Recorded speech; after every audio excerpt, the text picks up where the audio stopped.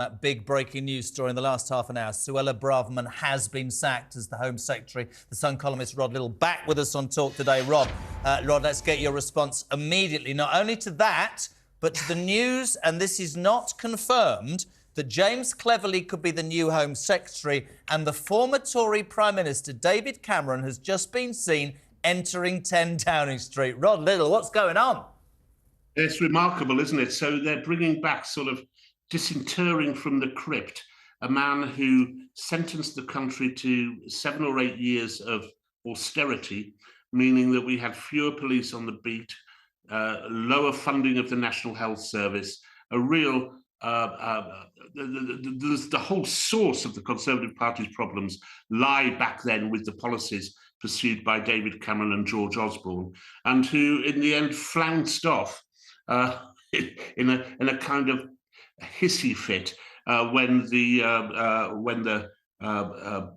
referendum on leaving the European Union didn't go the way that he wanted it to go. So it's remarkable that they should think that the public would be sort of gasping for another bit of David Cameron because we haven't had enough in the past. Remarkable. And it means that there'll be kind of outright civil war within the Conservative Party. It's probably the worst thing he could possibly have done. Do you think it will actually happen, though, Rod? Because, I mean, it's very rare, isn't it? Nick would probably know more about this. I mean, for somebody that high profile to go in the front door, I mean, I look at it in these terms. Presumably, the minute you get rid of Braverman, whether she's wound you up to do that or not, you've lost the right, OK? Does bringing in somebody like Cameron, I mean, off the top of your head, you go, oh, that's the centre, that would secure it up. But you've just made, Rod, you just made the best points, hasn't he? I mean, everybody loathed Cameron for throwing a hissy fit and doing one at the first time that it became hard for him.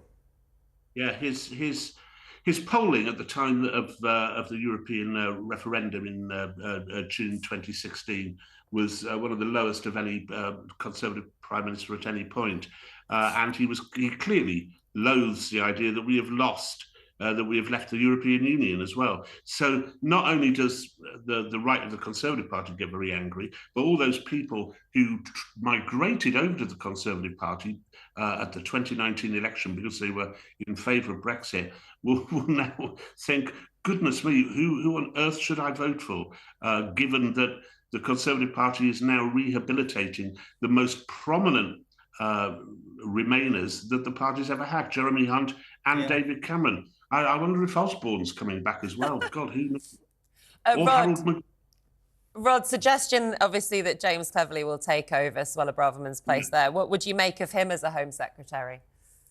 Well, not as good as Braverman. I mean, the Home Secretary job has always been, particularly for the Conservative Party, a real poison chalice. It was for Michael Howard. It was right back in the days, back in the 60s and 70s, always their most difficult post to fill.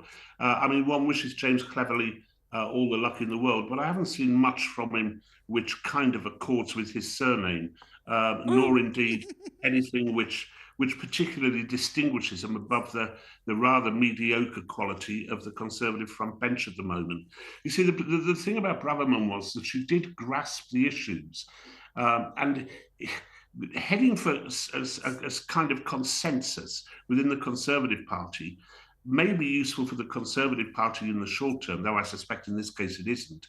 But it doesn't do anything to actually solve the issues which we have in front of us, which is, you know, untrammeled immigration and a problem with refugees, and a huge problem in the relationship between the government and the Metropolitan Police, which seems absolutely incapable of taking any action against people who are violently anti-Semitic.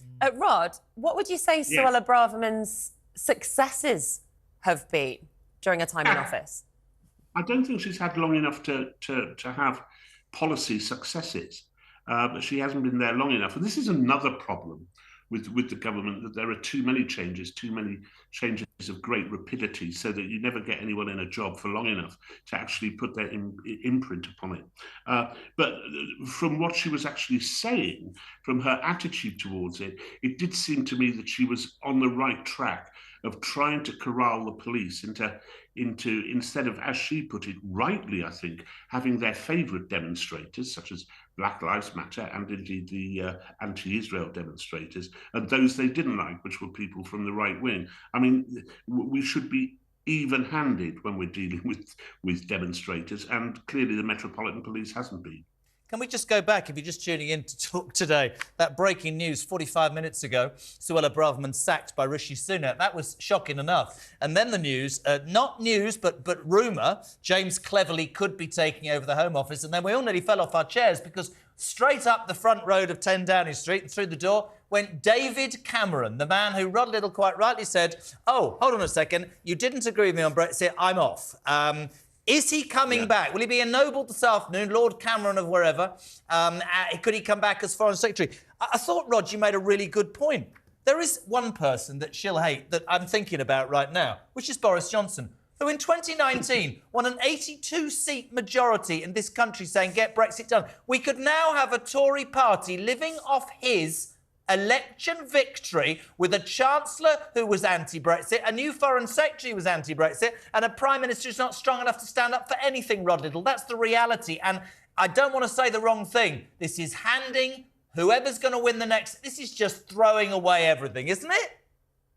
I think it probably is. I can't see any way whatsoever that David Cameron could rescue the Conservative Party. In fact, quite the reverse. It would seem to me the last desperate act of a flailing Prime Minister. And I would therefore agree with Wes Streeting when he describes Rishi Sunak as very weak.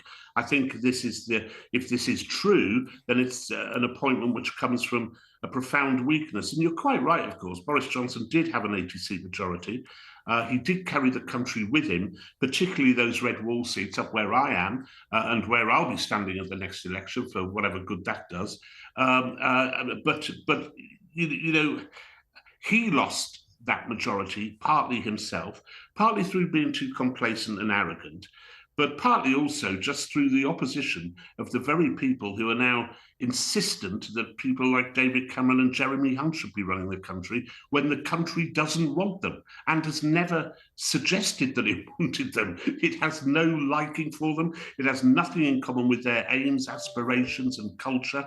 It just doesn't want them. So it's a very, very bad move, if it's true, from Rishi Sunak, I think. Rod, we just had in a statement from Suella Braverman who says, it has been the greatest privilege of my life to serve as Home Secretary, adding, I will have more to say in due course. Of course, that we will bring that to you here. I will have more to say in due course when I go. Rod, what's her next move? To become leader of the Conservative Party, I suspect.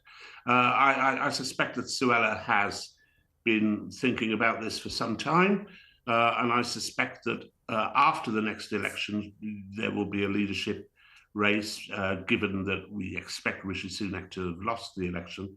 And I suspect that she will do very well in it. But it will lead to a split in the Conservative Party yet again. The Conservative Party is in a very, very difficult position because it doesn't really know what it stands for. And, you know, the really sad thing is that up where I am in the northeast of England, people are effectively disenfranchised. There is kind of no one they could vote for. They may agree with an awful lot of what Keir Starmer says on the economic sides of things, but they have no time whatsoever for the love of the European Union, nor for the divisive and corrosive identitarian politics which the Labour Party pursues. But by the same token, they don't like the patrician view of the Conservative Party, the snobbery and the failure to provide the North East and the North in general with levelling up. They don't like any of that. So there is effectively kind of no one who they can vote for. Well, thank you so much Rod, for joining thanks, us, pal. Rod.